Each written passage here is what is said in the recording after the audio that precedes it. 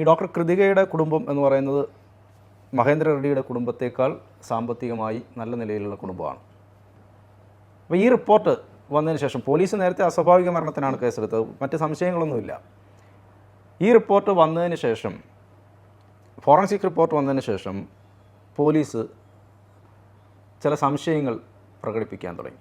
അപ്പോൾ ഈ കൃതികയുടെ വീട്ടുകാർ, അപ്പോൾ മരണം കഴിഞ്ഞിട്ട് 6 മാസം ആകാറായിരിക്കുന്നു, കൃതികയുടെ വീട്ടുകാർക്കും ചില സംശയങ്ങളുണ്ടാകുന്നു.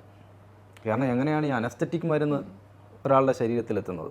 അതായത് രോഗിയെ മയക്കാൻ ഉപയോഗിക്കുന്ന മരുന്നാണ്, അതെങ്ങനെ എത്തി എന്നുള്ളൊരു സംശയം ഉണ്ടായി. അപ്പോൾ ഈ കൃതികയുടെ ഭർത്താവ് ഡോക്ടറാണ്. ഈ മെഡിക്കൽ രംഗവുമായി ബന്ധപ്പെട്ട് നിൽക്കുന്ന ആളുകൾക്കല്ലാതെ മറ്റാർക്കും ഇത്തരം മരുന്ന് കിട്ടില്ല. അപ്പോൾ നമുക്ക് ഇന്ന് വാങ്ങിക്കാൻ പറ്റും, ഒരു സാധാരണക്കാരനെ സംബന്ധിച്ച് അയാൾക്ക് കിട്ടില്ല.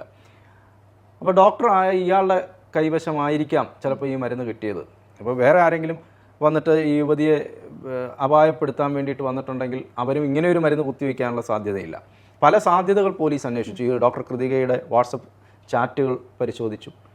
അതുപോലെ കൃതികയ്ക്ക് ഏതെങ്കിലും ശത്രുക്കളുണ്ടോ, പ്രത്യേകിച്ച് ഒരു ഡോക്ടറാണല്ലോ, അപ്പോൾ ആ തരത്തിൽ ഏതെങ്കിലും ഒരു ശത്രുത ഉണ്ടോ, മറ്റേതെങ്കിലും ബന്ധുക്കളുടെ ഭാഗത്തു നിന്ന് എന്തെങ്കിലും തരത്തിൽ ആരെങ്കിലുമായി അസ്വാരസ്യം ഉണ്ടാകുകയും അവർക്ക് വിരോധം ഉണ്ടാകുകയും ചെയ്തിട്ടുള്ള എന്തെങ്കിലും സംഭവങ്ങൾ ഉണ്ടായിട്ടുണ്ടോ? അപ്പോൾ അങ്ങനെയൊന്നുമില്ല. അവർ വളരെ നല്ലൊരു യുവതിയാണ്, സ്ത്രീയാണ്, മറ്റ് പ്രശ്നങ്ങളോ കുഴപ്പങ്ങളോ ഒന്നും ഉള്ള ഒരാളല്ല.